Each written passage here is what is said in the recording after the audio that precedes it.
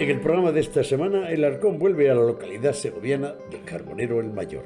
En esta ocasión asistimos a la propuesta gastronómica de Kilómetro Cero que organiza la institución provincial segoviana en el veterano restaurante El Riscal. Una oportunidad que nos va a permitir degustar el pan de calabaza y las ciegas de Raquel en su obrador familiar de los Mellizos. También visitaremos la industria cárnica Mariano Pascual, con una fuerte presencia en el mercado de los jamones y embutidos. Cristina nos recibirá en la fábrica que fundara su padre, el propio Mariano Pascual, que fue además pionero en la indicación geográfica protegida chorizo de Cantimpalos. Escucharemos la voz de Noemí Otero, la diputada responsable de la marca de alimentos de Segovia, que nos contará qué fin se persigue con esta llamada al consumo de productos de proximidad dentro de la oferta gastronómica. Con Miguel Ángel de Vicente, el presidente de la Diputación, hablaremos del perfil agroalimentario de Segovia y del momento que atraviesa el sector en la provincia. Hace más de una década, los hermanos Jesús y Javier irrumpieron en el panorama gastronómico español con las carnes de buey. Nosotros fuimos testigos. Hoy, su ganadería propia y su restaurante volcado en este tipo de carne roja madura es toda una referencia. Jesús y Javier nos contarán los nuevos proyectos. Visitar Carbonero el Mayor nos obliga a saludar a Lorenzo Sancho, precursor de la escuela de dulzaina y constructor de este instrumento tan vinculado al folclore español.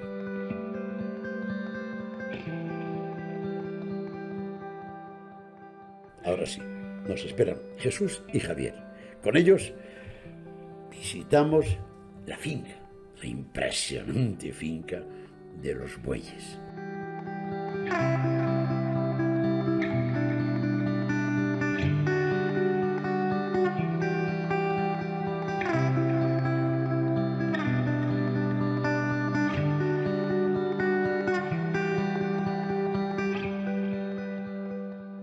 ¿Quién de los dos iba más con Jesús?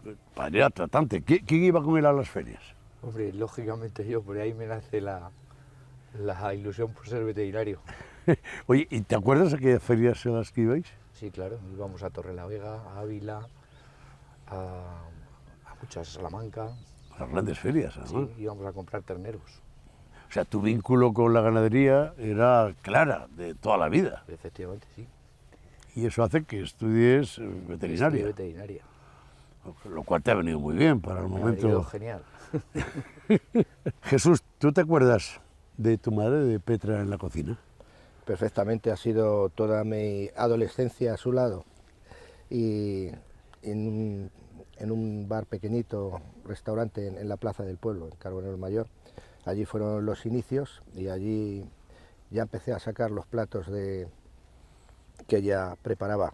¿Queda alguno en la comanda del Riscal hoy? Hay 2 o 3 todavía de ellas, sí. ¿Cuáles? Pues está una sopa de pescado que hacía muy rica, una asadurilla de lechal y el cardo con jamón y piñones. Cardo con jamón y piñones, Sí. es una... Oye, lo del vino vino después. Sí, lo del vino viene de hace 8 años.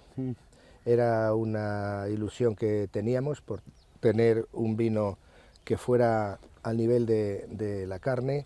¿Pero es un poripara o lo elaboráis en bodega propia, con viñedo y con todo? Sí, tenemos viñedos propios, bodega propia y todo unido para sacar ese producto que estamos ahora mismo ya triunfando con él. ¿Cómo se llama la bodega y el vino? Bodegas Valle del Botijas. ¿Cuándo nace la marca Cabú? Bueno, pues Cabú nace en los inicios, cuando había que... Empezaron las certificaciones para poder garantizar que esta carne era de buey. Salió una legislación al momento diciendo que los bueyes tenían que tener 48 meses y estar castrados de jóvenes. Sí. Yo entendía que también había que añadir que hubieran trabajado, porque si no, no tiene sentido hacer un buey para nada. Los bueyes había que conseguirlos que estuvieran trabajando, y músculo trabajado y músculo viejo. Entonces, yo era un apasionado en aquellos años de la carne Kobe y quería asociar algo a ese mundo y conseguí patentar la marca Cabú. ¿Qué dijeron los letras. japoneses? Alguna Pues pirulilla bueno, sí que... en Japón Kobe y en España Kabú, no hay más que hablar. ¿Cuándo llega a la comanda del restaurante Riscal la carne de buey? ¿Cuándo se convierte en el plato estrella, entre otros platos? ¿En qué época? Bueno, pues estamos hablando de qué época Desde de... hace 20 años ya, más de No, 20 hombre, no, años. estamos 28 años. 28 años. 28 años. Era un dato que necesitaba para establecer que hoy el espectador, el aficionado, el gastrónomo, el periodista conocen las carnes de buey, pero hubo un inicio en la provincia de Segovia, en Carbonero el Mayor, en vuestra finca. Eran los primeros bueyes que llegaron al plato. Bueno, entonces en aquella época todo el mundo hablaba de la carne de buey, pero como carne mayor. Pero ahí introducían pues, Vaca toda vieja, la vaca, todo. todo esto, ¿no? Entonces nosotros decidimos, bueno, pues porque venía una circunvalación, venía una autovía y demás, por tener un producto único y que se valorara y que se buscara. ¿Qué ocurre con esto? Pues que como ya veníamos de ganadería, carnicería y demás, pues dijimos, bueno, vamos a hacer algo que no hace nadie y es tener buey. Muy difícil porque no hay, para eso ya estaba mi hermano para hacer la búsqueda y mi padre, y empezamos con esta historia. Y ahí empezamos con la auténtica carne de buey. Sí que es verdad que fuimos los pioneros y ahí seguimos. He venido muchas veces a esta finca y a lo largo de estos años, y siempre me sorprendo, cuando no veía algún sobrero que había salido en las ventas, cuando no veía una... este viaje me he encontrado con bueyes del Rocío.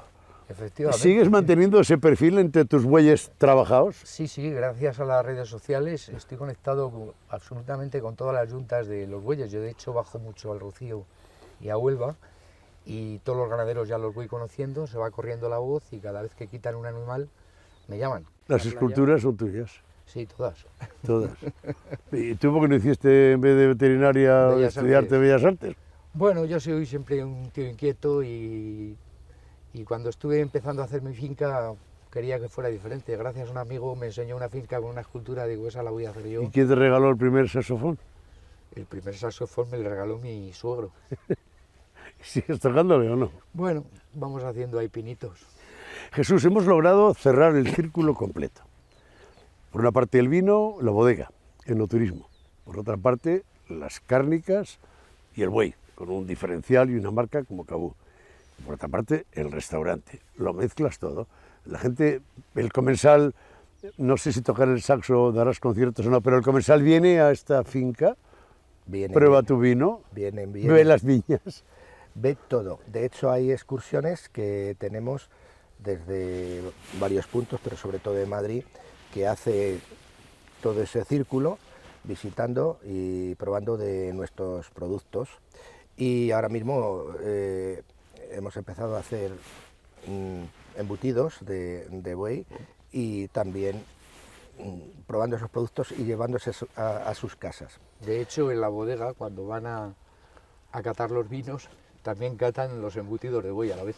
¿Y tú cómo te vas a apañar? Para entre los riscos y los bueyes y las esculturas y este parque para jugar al golf.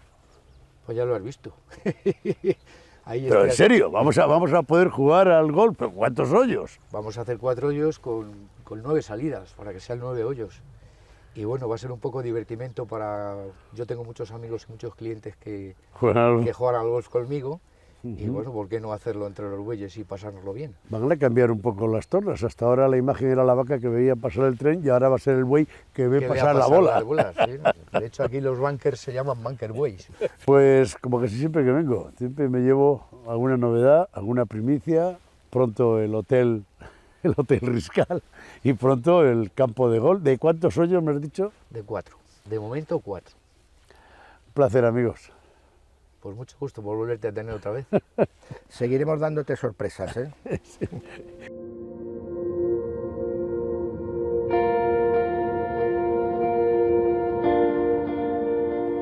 Hemos elegido algunos ingredientes del menú, entre ellos la muestra de panes del obrador local, los mellizos de Carbonero el Mayor. Raquel nos describe las referencias, entre ellas sus panes de calabaza y tomate y sus pastas ciegas que heredó de su madre.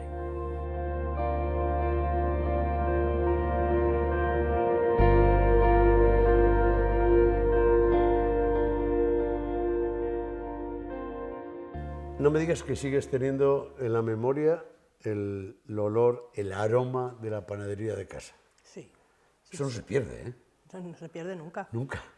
Nunca. Recuerdo cuando me metía en las camas del pan, de pequeña, en la otra panadería vieja que teníamos, y el olor no se pierde. No se pierde nunca. Es más, cuando voy de vacaciones y pues madrugas, porque al final Estás acostumbrada. estás acostumbrada y madrugas. Mi marido muchas veces me dice, te voy a buscar una panadería y te vas a ir a hacer pan y me dejas en paz. Al pasar por los sitios donde hay panadería, enseguida, aquí hay una panadería. O sea, es que siempre me da el olor, siempre... ¿Quedan algunos de los panes y pastas que hacía Casiana, tu madre y Pablo, tu Sí, padre? sí, sí. Eran los panaderos de toda la vida. Panaderos de toda la vida, era mi madre la panadera. Su madre, panadera, su abuelo y su bisabuelo. ¿Qué panes quedan de los que hacía tu madre? Pues estos son los que hacían ellos. Esta que era la rosca de boda. Cuatrocanteros, son candeales Sí, estos. candeal, tipo candeal. Ya vamos Tipo a decir candeal. tipo candeal porque Bueno. no nos dejan decir candeal entero. Esto que era la rosca de boda, y esta... Tu madre lo llamaba la rosca de boda. Sí, sí, y la seguíamos haciendo, ahora ya le hemos añadido las semillas y esto, pero la seguimos haciendo porque al principio solo los fines de semana, ahora hacemos todos los días poquitas, porque Carbonero es pequeño, pero la seguimos haciendo. Y luego lo que más se hace es el hornazo, que es la barra hecha a cuadritos, con unos cuadritos... ¿Vives de la panadería, Raquel? Sí, vivimos de la panadería, la complementamos con todas las pastas que hacemos, tenemos las referencias viejas, las que hacía mi madre. No me digas que sigues siendo las rosquillas que hacía tu madre y las ciegas, pero no las ciegas, las ciegas planas. La ciega plana. Esa la hacía mi madre y mi abuela ya. La receta se la enseñaron a mi abuela. Es curiosa la historia de la ciega, porque mi abuela eran panaderas, ella y su hermana. Y claro, pues vivían muy cerquita y tenían clientas, unos les compartían y otros no les compartían. Y la receta de la ciega se la dio a su hermana, unas clientas que tenían, que venían de Madrid a veranear al pueblo, y la dio la receta a la hermana de mi abuela. Y fue la que hizo la... Y ella se la dio a su hermana, no había competencia. O sea, Hacían las dos. Sí, se la dio tal cual a su hermana para que las hiciesen las dos. Y los almendrados siempre se hacía. La pasta de almendrados. Bueno, pues aprovechando la manteca de las matanzas. Oye, ¿y todo lo vendéis aquí? O sea, no... Sí, ahora O Ignacio le pilla con la furgoneta... Sí, Ignacio, lo vendemos aquí y luego llevamos pan a 4 pueblecitos pues que no tienen tienda. Sí, puedes decirle, sí. Roda de Eresma, Yanguas. Yanguas, sí. La estación de Yanguas, que no tiene muy poquita, y luego Tabanera, y luego Descarvajosa, teníamos un despacho, pero al final se ha quedado una tiendecita pequeña y la llevamos el pan al despacho. Masa Madre, algunos de ellos. Algunos de ellos, sí. Además, como ahora Pero se eso está va poniendo, increciendo, eso, sí, cada vez más, claro. se está imponiendo, y sí, por ejemplo, es de masa madre, y con harina de espelta. Y luego es muy curioso, es de calabaza. Le hacemos en otoño, aprovechando las calabazas que te regalan y tal. Y esto es una torta de aceite y de tomate. Bueno, pues son cosas que pues vas innovando. Este es de cebolla. Y bueno, este es de tomate también. Y bueno, pues cada día hacemos Tomate, un pan cebolla, calabaza, Sí. el de masa El de madre... espelta. No, bueno, tienes una variedad muy grande. Sí, ¿Esto es cultura gastronómica? Yo creo que el pan, a mí me encanta cuando voy a un restaurante y me dan un cestito con varios panes. En vez de un pan solo, un cestito con varios panes, uno de pasas, uno de no sé qué. Me encanta. Me encanta que... Incluso una vez en Cantabria me dieron una carta de panes en el restaurante. Bueno, hay Digo, más cartas de panes, ¿eh? En Castilla y León, en muchos sitios. pero Muy bien. que me llamó mucho la atención. ¿Estás a gusto? Yo sí. ¿Te gusta lo que haces? Sí. Además, ahora que hacemos cada vez más formas de pan, cada vez inventamos. Mira, estoy ahora haciendo unas pruebas de un pan de setas. Cada vez que inventamos más cosas, como que es mucho más creativa. Y bueno, seguimos manteniendo lo tradicional, las pastas tradicionales, las ciegas, las rosquillas, los bollos americanos, las galletas de máquina, pero bueno, pues vamos innovando, pues vamos haciendo ya hojaldres, pasta de té, pasta de tejas, y bueno, estamos empezando a tocar la pastelería. Raquel, que ha sido un placer, de verdad. Además veo que estás en plena innovación. Por cierto, ¿tú sabes tocar las panaderas? No, porque soy un poco negada para la música, pero bueno, lo puedo intentar. Lo puedo intentar.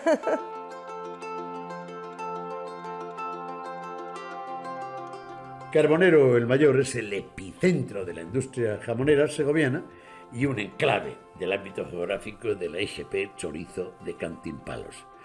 En ambos campos, la empresa familiar Mariano Pascual está implicada. Cristina Pascual nos recibe en el interior de la industria jamonera a corta distancia de Carbonero, en Tabanera.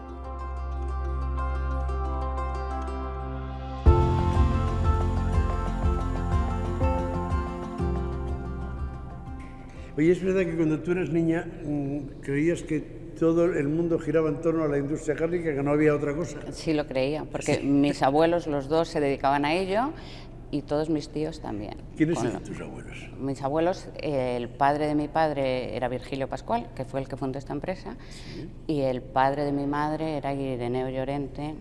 Vaya ADN que tienes, ¿eh? Sí, sí. Vaya ADN que tienes de Carbonero, de la industria cárnica segoviana, ¿eh? Sí, sí. Por cierto, tu padre fue de los pioneros de la IGP, del chorizo Cantimpalos. Sí, cuando se empezó a tramitar la IGP, mi padre yo creo que entonces era el presidente de la asociación y entonces entró en ello y estuvo luchando por ello unos cuantos años. Y después de él lucharon otros muchos, porque costó muchísimo tiempo conseguir aquello. Y aparte de los jamones el embutido, haces chorizo de Cantimpalos. Sí, hacemos también. Chorizo de Cantimpalos también. IGP. Somos los únicos que no somos de Cantimpalos y hacemos chorizo de Cantimpalos. Bueno, Cantimpalos es una comarca.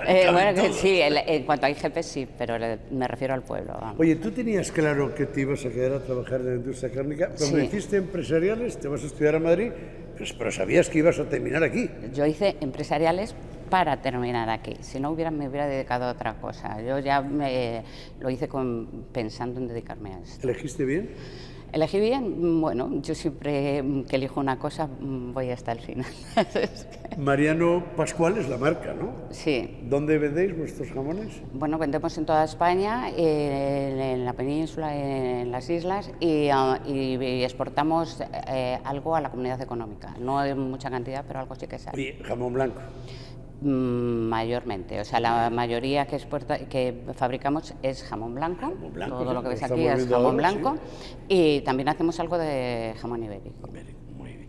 Oye, parece que cuando es el jamón blanco, parece que es menos jamón, y es el jamón más habitual. Es el jamón habitual, es un buen jamón, muy buen jamón. Estamos también ahora detrás de la IGP del jamón serrano para defender nuestro jamón, que es un producto maravilloso y que de ninguna manera es Y que seguís menos con la ibérico. normativa, jamón bodega, jamón reserva, los tiempos de curación. Sí, efectivamente, pero todo esto lo queremos dar una vuelta, todo esto está dentro ahora mismo protegido por una ETG y queremos darlo una vuelta más y llegar a una IGP para agrupar todo el jamón español y de alguna manera identificarlo cara a mercados exteriores. ¿Cuántos jamones más o menos al año salen de Mariano Pascual? Pues como unos 90, 100, depende mucho del año. Ya te he comentado antes que son tiempos malos y de vacas flacas y hemos reducido bastante la ¿Cuántos producción. puestos de trabajo? Pues entre 15 y 20, dependiendo ¿Cuántos un poco. años lleva la marca que tu abuelo y tu padre pusieron en el mercado? La marca Mariano Pascual lleva desde 1986. O sea, cuando empezaste tú, Sí, prácticamente. Sí, efectivamente, que es cuando se hizo la sociedad. Anteriormente el nombre era Virgilio Pascual, viuda de Virgilio Pascual, y luego Mariano Pascual como empresario, pero todavía no tenía la marca. Cristina, convénceme a mí y a los que nos estén viendo en este momento de que el jamón blanco lleva formando parte de nuestra vida de siempre. El ibérico ha surgido en los últimos años con mucha fuerza. Sí. ¿Es caro el jamón? El jamón es la cosa más barata que hay en el mundo, porque en este contexto que la inflación ha subido un 10%, el jamón ni el mío ni el de mi vecino ha subido ni un 1%. O sea, que en este momento se ha quedado excesivamente barato. Y además es un producto que tenemos en el mercado desde hace muchísimo tiempo. El jamón que tenemos ahora no tiene nada que ver con el jamón que había cuando empecé yo, el jamón blanco. Es infinitamente mejor de calidad, de gusto, de curación, de todo. Es mucho mejor el que hay ahora que el que había hace 30 años. ¿Algunos de tus chorizos salen con moho al Sí, mercado? tienen un moho característico que se cría en los secaderos de toda la vida y es el que lo va dando. Por eso llevan esa especie de protección, digamos, de moho blanco, que les da un gusto especial también. También es cierto que en algunos mercados, como en Alemania, no lo quieren y hay que limpiarlo antes de mandárselo. O sea, Pues que me ha encantado saludarte. igualmente. Conocí a tu padre en los tiempos de la IGP y era una visita pendiente que tenía. Pues me alegro mucho que hayas venido y que os vaya muy bien. aquí tenéis vuestra casa para cuando queráis. Muy bien.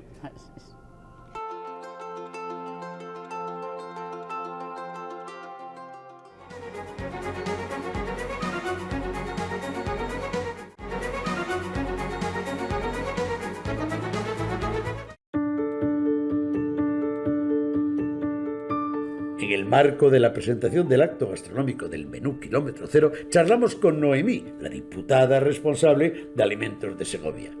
Nos cuenta por qué se insiste tanto en el consumo de productos de cercanía. Al mismo tiempo, Noemí nos habla del valor que tiene el proyecto Kilómetro Cero en la provincia de Segovia. En esta ocasión, tiene al restaurante El Escal como epicentro.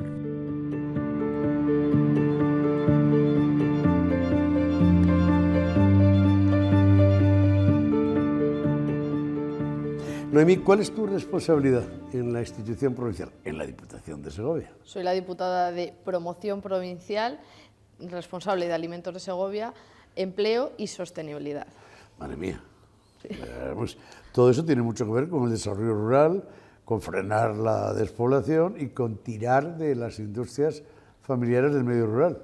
Así es, en Alimentos de Segovia, en el caso concreto, procuramos eso, defender los productos que ya están existiendo en nuestra tierra, animar a que haya nuevos productos adheridos a nuestra marca y animar a todos aquellos que integran esta marca o que integran la economía local segoviana, que se compone por la agricultura, la ganadería y la transformación agroalimentaria principalmente, pues continúen apostando e impulsando lo que es esta marca y de esa manera impulsen la economía de nuestro territorio. Los que nos están viendo ahora mismo y oyen hablar de esa marca de Alimentos de Segovia, ¿cómo lo pueden, si van a un pequeño hotel o a un restaurante o a una industria alimentaria o a una bodega, cómo saben que es de Alimentos de Segovia? Pues todos los socios de Alimentos de Segovia tienen un distintivo en la entrada de sus establecimientos con el sello Alimentos de Segovia y además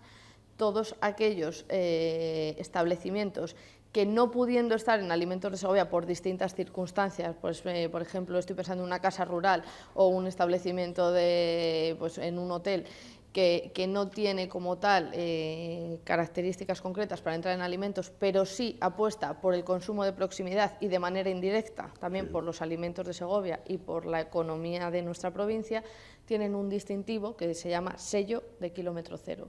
Y lo tienen más de 1.500 establecimientos a lo largo y ancho de nuestra provincia. El sello Kilómetro Cero es ponerle la guinda al pastel, es decir, no solamente eres de Alimentos de Segovia y tiras de Alimentos de Segovia, sino que te comprometes con los de proximidad.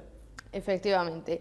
El sello Kilómetro Cero pues ha sido la puesta en escena que hemos hecho en este año, en este 2022, para impulsar el consumo de cercanía, el consumo de proximidad y para darle un plus más, por así decirlo, a Alimentos de Segovia, porque ya no hablamos solo de Alimentos de Segovia, sino hablamos de todo el ecosistema o todo el entorno. Y como te decía, hay más de 1.500 establecimientos en nuestra provincia que o ya tienen la pegatina del sello Kilómetro Cero o están en proceso de tenerla colocada en sus establecimientos, y de esos 1.500, más de 300 son también socios de Alimentos de Segovia. La experiencia de Kilómetro Cero que se va a celebrar en el restaurante Riscal, en la localidad de Carbonero el Mayor, ¿en qué va a consistir?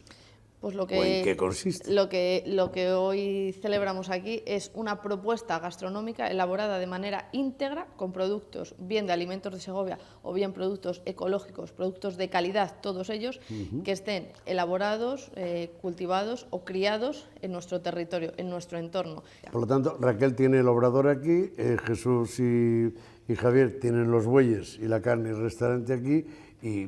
Oye, hablando de ensaladas, esto está muy cerca del Carracillo. El Carracillo forma parte de esa oferta sostenible y fundamentalmente hortícola de la comanda segoviana. Por supuesto, el Carracillo, la huerta de Segovia, es un buen ejemplo de lo que nosotros creemos que es el kilómetro cero y de cómo tenemos que apostar por lo que tenemos pues en nuestra proximidad. Estamos a unos 20 kilómetros del corazón del Carracillo, pero esos productos pueden estar perfectamente integrados en el menú que vamos a probar hoy. O sea que alguno estará diciendo, hombre, Segovia es más que cochinillo, que el ponche segoviano y que el cordero de la zona rica de la sierra, ¿no? Claro, es más. Supuesto. Nosotros creemos y defendemos, como no, nuestros típicos judiones, nuestro cochinillo, nuestro lechazo y nuestro ponche, pero Segovia también es muy buenos embutidos, es muy buenos vinos. Segovia es una huerta de la que ya hemos hablado estupenda, tenemos unas legumbres maravillosas que no solo se limitan al judión, tenemos el garbanzo Fonseca da una guerra, bueno, además. Entonces, lo que queremos es apostar y potenciar eso, y queremos que los segovianos, pues los segovianos o los que nos visiten, pero también los segovianos, podamos venir a un restaurante de nuestra provincia a comer productos de aquí, pero que no tengan por qué ser siempre, como decíamos, el típico... Noemí, vamos a rematar con la comanda en algo que es consustancial a cualquier oferta gastronómica, que es el vino. ¿Y te cuesta mucho convencer a la gente de que Segovia es vino? ¿Y por qué? Sí, cuesta, aunque estamos haciendo una labor bastante insistente. Tenemos en Segovia 3 denominaciones de origen. Tenemos el Ribera, que nos toca un poquito, Ribera del Duero, pero tenemos también, por supuesto, los vinos de Rueda, que son muy importantes. Bueno, el verdejo segoviano se ha puesto de moda en los últimos años. Efectivamente, toda la zona de la campiña segoviana. Pero tenemos una singularidad y algo que es exclusivo de nuestra provincia, es que somos la única provincia que tiene una denominación de vino que es exclusivamente íntegra de nuestra provincia. Se compone de 15 municipios, están todos alrededor de Valtiendas. Es la denominación de origen provincial de Valtiendas y que tiene unos vinos que cada vez son mejores. Y circunstancialmente el cambio climático, la subida de las temperaturas están haciendo que estos vinos cada vez sean más y más ricos. Un placer, te veo en el kilómetro cero. Muchas gracias, igualmente.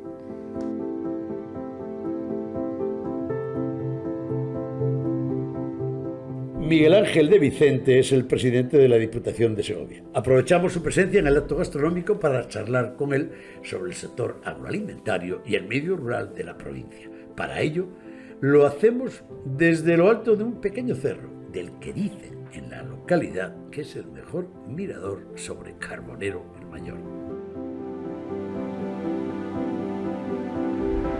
Para un presidente de la Diputación estar en lo alto de un cerro, en una población donde se ven no chimeneas como las de antes, pero sí muchas naves, eso da buena sensación, ¿no?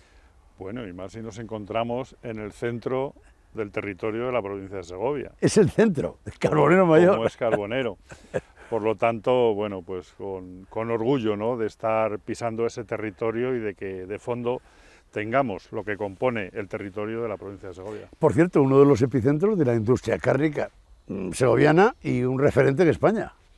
Sí, efectivamente, de la industria cárnica, de la industria de transformación, claro, de esa carne, y también durante mucho tiempo ha sido referente de la cerámica. Ha habido mucha fábrica de ladrillo, ellos bueno, pues moldeaban ese barro que se extraía y provocaba ese elemento primario, ¿no?, de la construcción. Por lo tanto, bueno, es un municipio que tiene su pujanza industrial y que a pesar de las crisis y de los vaivenes económicos, sigue manteniendo esa pujanza, bueno, pues con esa industria importante, ¿no?, de la transformación cárnica. A veces en el resto de la región se asocia poco Segovia a un sector cárnico tan potente. No sé, Nevado es una referencia internacional en exportación, en jamones, pero al mismo tiempo estamos en la proximidad del Carracillo. y las carnes de buey que inician el fenómeno, la revolución de las carnes de buey, precisamente aquí en Carbonero Mayor. Sí, bueno, yo creo que a la riqueza agro que tiene esta provincia, a la riqueza del sector primario, yo creo que tenemos que sumar también la inquietud, ¿no?, de muchos innovadores de nuestra provincia, que bueno, uno de sus máximos exponentes es el buey, ¿no?, y cómo se le ha traído, se le ha incorporado al sector productivo y cómo a día de hoy pues es un referente, ¿no?, en las cartas culinarias. Ya lo creo. Y por cierto, estamos dentro del ámbito geográfico de la IGP del chorizo de Cantimpalos. Sí, efectivamente, ¿no? Y tú antes aludías a Montenevado, ¿no? Bueno, Sí, pues sí. un referente, ¿no?, en ese pecado carnal que provoca el jamón, como luego me referiré además a él. Pero también, bueno, pues hay otra cárnica importante, ¿no?, que es Mariano Pascual, que es, bueno, pues uno de los que... Históricos. Esa IGP Del chorizo. del chorizo de Cantimpalos fue uno de los precursores, ¿no?, Sí, por señor. no decir el mayor precursor, y que, bueno, hoy en día también es un referente con sus productos Mariano Pascual en la zona de Carbonero, ¿no? Lo que ocurre muchas veces, en muchas partes de Castilla y León, asocian de inmediato la potencia económica, cultural, a la Segovia monumental, a la gastronomía del cochinillo o del cordero. Pero hay una provincia que está detrás y que es el verdadero motor económico. Bueno, yo creo que excusas como esta del kilómetro cero, y donde estamos contando con los grupos de acción local para llevarlas a cabo, y sus territorios, los municipios que componen esos territorios, bueno, pues nos permiten lo que estamos demostrando en las dos iniciativas que hemos tenido, ¿no? El territorio de Segovia Sur le tuvimos antes de verano, con la deconstrucción de un cocido, de un buen cocido.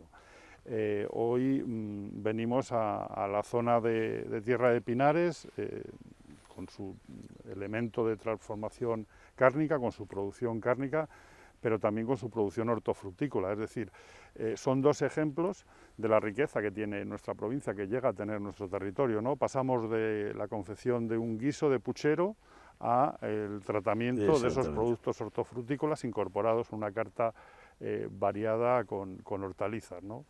Yo creo que es un claro ejemplo de ello. El kilómetro cero, de alguna manera, riza el rizo de la filosofía de alimentos de Segovia, que desde la Diputación alienta, estimula la industria alimentaria de los pueblos. Ahora vamos mucho más allá, al compromiso de que adquieran, consuman, cocinen y ofrezcan productos de cercanía. Claro, porque Alimentos de Segovia, que es verdad que ha tenido un crecimiento en estos 3 años, bueno, pues exponencial, y donde todo el mundo además la ha incorporado como algo propio. Mucho ha tenido que ver también la crisis del COVID, la pandemia, ¿no?, que nos ha hecho parar y mirar a lo que tenemos alrededor, a valorar lo cercano. Bueno, pues a ese aumento de los productores de Alimentos de Segovia, a ese dar a conocer a los productos bajo la marca de Alimentos de Segovia, quisimos dar un paso adelante, ¿no? Y por eso surge esta iniciativa de kilómetro cero, cuya pretensión es unir a los productores con los hosteleros. Miguel Ángel, hemos hablado de hortícolas, del caracillo, hemos hablado de la transformación cárnica, del cochinillo, del asado, del kilómetro cero, de estas iniciativas, de la industria cárnica, del medio rural. Este es el camino. Este es el camino, este es el que nos va a frenar una despoblación que pueda venir con más fuerza de la que está llegando. ¿Este es el camino del desarrollo económico de la provincia? No, el desarrollo económico de la provincia necesita de muchas otras excusas. La provincia adolece ahora mismo de un plan de fomento territorial en el que, bueno, pues estamos ya gestionando con la Junta de Castilla y León, porque somos la provincia que no lo tiene, y desde luego hay territorios de esta provincia que están necesitados de ese plan de fomento territorial. Pero eso no quiere decir que esto no sea importante, porque esto es micro. Y estos son pequeños productores en gran medida de nuestra provincia, o también industrias que solo por su permanencia en el medio rural tenían que estar incentivadas. Claro. Y desde luego la poda administrativa para procurar que se radiquen en el territorio tiene más sentido que nunca, ¿no? Cuando se habla de provincia. Pero desde luego lo que sí que digo es que no creo que sea la solución, pero desde luego sí que es una aportación a que toda esa gente que está produciendo en nuestros pueblos se quede en nuestros pueblos. A partir de ahí, desde luego, cuando se habla de erradicar población, de que los pueblos no se queden vacíos, bueno, yo creo que la lección no es tan difícil. Procurar buenos servicios públicos, o por lo menos accesibilidad a servicios públicos de calidad en los pueblos, con las mismas oportunidades que en los ámbitos urbanos, una fiscalidad diferenciada. Esto no es nuevo, esto ya viene desde los Reyes Católicos, incluso antes, ¿no? Sí, al colono se le facilitaban las cosas para que no... Y desde el siglo X, cuando se hizo la repoblación, o sea, no es nuevo, ¿no? Y luego, cómo no, el ámbito administrativo, es decir, sí, no podemos crear un mar de burocracia para complicar la vida a la gente. Bueno, ya para cerrar, el motivo que te ha traído hoy a Carbonero, kilómetro cero, una degustación, un acto gastronómico con restaurantes. La gastronomía siempre nos ha ido bien en Segovia, ¿eh? Nos ha dado muchas alegrías. La gastronomía es verdad que nos ha dado muchas alegrías, nos ha dado mucho empleo, nos ha dado mucha calidad de vida también. Porque hay que decirlo, y nos da el placer de poder disfrutar de todas esas excusas gastronómicas que los establecimientos nos aportan cada día. Pero es verdad también que estamos en una época nada fácil. No hay profesionales, cada vez hay menos profesionales dedicados a la gastronomía. Cada vez los profesionales que se dedican a la gastronomía lo tienen más complicado para conseguir personal que pueda, bueno, pues asistir, ¿no?, a todos esos comensales que llenan los restaurantes, porque hay que decirlo, de Segovia y de la provincia. Y creo que en eso tenemos que hacer un ejercicio crítico y también de supervisión de esa formación de los profesionales y de por qué no se convierte en algo, en una demanda atractiva como salida laboral. Un placer, presidente. Muchas gracias, Javier, siempre por tu compromiso con Segovia, por tu compromiso, bueno, pues con todo eso que pasa en nuestros pueblos y tu compromiso con cualquier excusa de nuestro folclore o, en este caso, de nuestra gastronomía, por cierto, porque siempre has llevado la hostelería de Segovia por bandera. Y, por cierto, pocas veces no suena una dulzaina en cualquier rincón de Castilla y León que no se haya construido en Carbonero. También aquí tenemos la oportunidad de disfrutar, bueno, pues de ese fabricante de dulzainas que nutre a muchos de nuestros grupos folclóricos.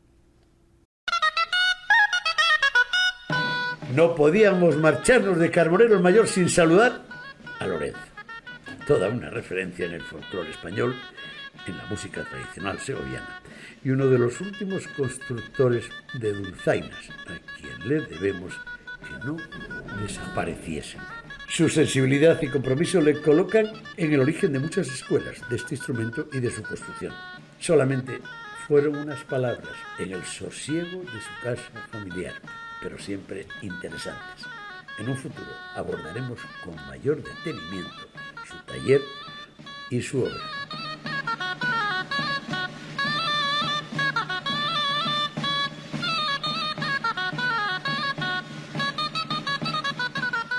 Lorenzo, lo tuyo con la dulzaina y con la música tradicional, ¿cómo surge? Tu padre no era dulzainero. No, surge porque tengo relación con los dulzaineros antiguos que quedaban en Carbonero, que era muy interesante, estaba ya perdido, pero hay un interés en Madrid, en el conservatorio, curiosamente, donde yo estudiaba, por recuperar viejos instrumentos, y ahí es donde surge la idea. Entonces yo contacto con ellos. La Peña La Cuba compra una dulzaina de izquierdas y entonces la usamos para tocar, y después toco los paloteos del Día de la Provincia, y ahí ya se empieza a pergeñar el germen de las escuelas. Oye, pero vamos a ver, tú hiciste Derecho, ejerciste de abogado, ganabas mucha pasta en dos o tres juicios y el resto te dedicabas a construir dulzainas. No, había más cosas, sí, había más cosas. Claro. Bueno, pero desde luego lo tuyo ha sido una revolución. Si hay un consenso general en el folclore de Castilla y León y en los aficionados y músicos de la dulzaina, es el que aquí nacen las escuelas, creas la escuela, construyes, te conviertes en un luthier, construyes Sí. dulzainas porque ya no había, ¿no? No, ya no había. Y se hace, claro, todo el proyecto de construcción, el desarrollo de los moldes de las llaves, todo lo que es la parte de ingeniería, se construye en Segovia. Y luego se van haciendo los elementos y se van montando, claro. Es una construcción manual y se hace a la vez que las escuelas de dulzainas masivas, de captación de gente masiva, porque el primero que empieza con la escuela de folclore es Agapito Marazuela. Y en Segovia había una escuela ya también iniciada paralela, con la que yo colaboraba, claro. Que hoy, este año, hace 40 años esa escuela. Pero mucho, no tanto, 40 años, pero mucho más reciente. De aquí sale la escuela de dulzainas, después de que construyes y surgen más escuelas de alumnos tuyos. Sí, pero es de hace 42 años la de aquí. Sí, sí, y salen alumnos, salen escuelas, hago la escuela de Cuéllar, la de Valladolid y la de Carbonero. Y luego la de Segovia, que es de la Diputación, estaba ya en marcha y luego se hacen los estatutos y colaboro con ella. No sé, yo siempre recurro a una cita que no sé si la voy a decir bien o mal, pero Agapito Marazuela decía que no podía haber un acontecimiento importante en una localidad si no sonaba una entradilla, Sí. el Aurescu. ¿Tú crees que los acontecimientos importantes que de la sociedad actual y de la segoviana en particular siguen ese consejo? ¿Suena una dulzaina cuando hay un acontecimiento? Bueno, sí suena, todavía sí. Se ha conseguido entre todos, sobre todo los alumnos y los que lo han propagado, que siga presente, ¿no? Y que se siga haciendo en las romerías, bueno, en las fiestas, esté un poco presente y sea la seña de identidad del folclore, de la música, pero también colabora un poco en el tema de la despoblación, porque estas cosas asientan núcleos, ¿no? Por ejemplo, Carbonero pues es un núcleo muy vivo, muy dinámico y todo tiene que ver, ¿no? No es... La dulzaina es curioso porque ha acompañado los momentos felices a los momentos tristes, Sí. a despedir a los que se van, a reivindicar a los que están. Se ha convertido casi en un elemento, en un instrumento clave con muchos frentes abiertos. Bueno, piensa que era el instrumento único que había en 1820, cuando desaparece la gaita, que es el antecesor que se toca en Segovia 400 años. Después desaparece totalmente, después de la Guerra de la Independencia, hay una serie de cambios y la dulzaina se queda como instrumento prácticamente único para todas las fiestas, incluso para los bailes de domingo de la plaza, que es donde se forman los grandes dulzaineros de La Horra, de Segovia, en fin, de Burgos. Eran esas fiestas que pagaban los ayuntamientos y hacen todo el acompañamiento religioso también. Se convierte en el instrumento único. Estás hablando, hubo un momento que te preocupaba mucho, Sí. el que no se construyeran dulzainas y que se extinguieran. Hiciste la apuesta con más gente y se ha salvado ya Sí. Hay aficionados voluntarios, no sé, pues un médico, un carpintero, alguien que quiere tocar la dulzaina porque su pueblo lo tocaba su abuelo. Sí. Vienen a aprender, van a las escuelas. Sí. Ahora mismo hay muchísimas escuelas y el instrumento está absolutamente salvado, aunque todavía se siguen haciendo pruebas, por ejemplo, para equilibrar los sonidos naturales con los sonidos armónicos del tubo. Eso es lo que estamos estudiando ahora, que es muy importante, muy interesante.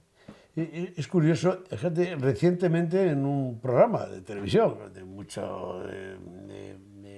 de concurso de voces y de talentos, un tamorilero, en este caso zamorano, al hacer una demostración del tamboril, como la gaita, y el jurado alucinaba cómo era posible que alguien tocara dos instrumentos al mismo tiempo y siguiera la misma sintonía. Claro. Válgame Dios, Claro, toda la vida. Esa es una de las cosas más interesantes que hay en la música. Eso podía, de alguna manera, parecerse al rubato de los pianistas, que tan difícil es y tampoco saben hacer, pero con ese instrumento puedes soltar las dos manos, puedes aprender ritmo, puedes aprender melodía, puedes aprender todo, y es muy económico y es una cosa que la gente no sabe lo que se pierde, pues es una cosa interesantísima. Voy a confesarte algo que creo que no lo he contado. Yo cuando empezaba en la televisión y tenía que salir a los platós, iba con los nervios. Bueno, todavía me pasa, después de 30 años, pero Y yo recuerdo que me iba al coche, me ponía la cinta de los dulzaneros del Pisuerga, entonces Sí, era sí, sí. en Valladolid, Sí. y cuando estaba un rato y entraba ya con una Sí, fuerza, sí, sí. esa sensación que yo percibía es habitual. Hay gente que se emociona cuando... Sí, es un instrumento que emociona porque, claro, es un instrumento que lleva más de 6 o 7 mil años sonando y lo tenemos en los genes, en contra de otros que también han sonado, ¿no? Los chalimó, clarinetes, trompetas, pero este instrumento siempre ha sido muy de fiesta, ¿no? Y todavía se conserva en las culturas mediterráneas como instrumento muy importante de fiesta, entonces mueve. Me contaba una dulzainera amiga de Navas de Oro que ahora se dedican a la resina y que cuando los pinos no llenan los potes, van un rato, tocan la dulzaina y luego llenan los potes. O sea que algo, sí, algo... No, estimula a los pinos a producir resina. Las nuevas generaciones están aficionadas a la música, permanentemente, en el mundo musical, siempre escuchando música. Han asimilado la dulzaina, está salvada también entre esas nuevas corrientes. Sí, tal vez menos en las grandes ciudades, claro, pero en los núcleos de población, sobre todo en Castilla, también en el País Vasco, en Valencia, en Murcia, hay muchos sitios, ¿no? Y sí, sí, está salvada. Hay gente que constantemente renace, es un renacer continuo, es como el ave fénix, ¿sabes? Pero en Castilla está salvado. ¿Hay que tener muchos pulmones para tocarlo? No, pero hay que tener una habilidad especial, es un instrumento complicado, de una dificultad muy alta. No es fácil tocarlo, pero bueno, hay que tener una cierta fuerza, pero eso es un tema de maña para preparar las cañas, ¿no? Más que el soplo es el material que tengas, claro. Un placer, amigo, ha sido un honor. Igualmente, muchas gracias. Venís cuando queráis y ya charlamos de lo que os apetezca. Nos vemos. Muy bien, muchas gracias. Hasta aquí el Arcón de esta semana. Tan solo unas pinceladas aprovechando el acontecimiento gastronómico del kilómetro cero celebrado en el restaurante El Riscal de Carbonero el Mayor. Anotamos el mensaje, que podemos aplicar en cualquier punto de la geografía, consumir lo cercano, lo próximo, lo nuestro. De esta manera, los verdaderos protagonistas, los habitantes del medio rural, seguirán al frente de sus empresas y de sus restaurantes, que también son nuestros. Hasta la próxima semana.